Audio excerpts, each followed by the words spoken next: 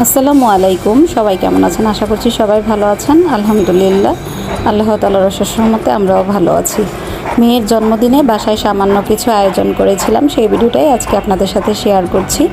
এই ভিডিওটা কিছুদিন আগে শ্যুট করা ছিল, তো 2 দিন বৃষ্টি হয়েছিল, 16 আর 17 এপ্রিল, কিন্তু 2 দিনই সুন্দর ছিল আবহাওয়া, বৃষ্টি ছিল, কালবৈশাখী ঝড় হয়েছে। এই অসহনীয় গরমে কিছুটা হলেও স্বস্তি পাবেন আজকের ভিডিওটি দেখে।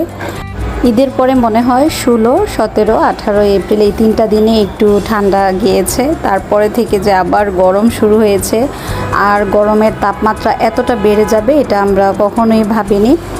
অসহনীয় গরমে আমরা কিন্তু সবাই প্রায় অসুস্থ হয়ে পড়েছি, বাচ্চা হোক বড় হোক, কেউ এই গরমটা নিতে পারছি না। তো আজকের এই বাইরের পরিবেশটা দেখে এই ভিডিওটা যখন ভয়েস ওভার দিচ্ছিলাম আমার খুবই ভালো লাগছিল। তো এই আবহাওয়ায় বসে আমরা চা খেয়ে এনেছিলাম বিকেলের দিকে, আর দেখেন কি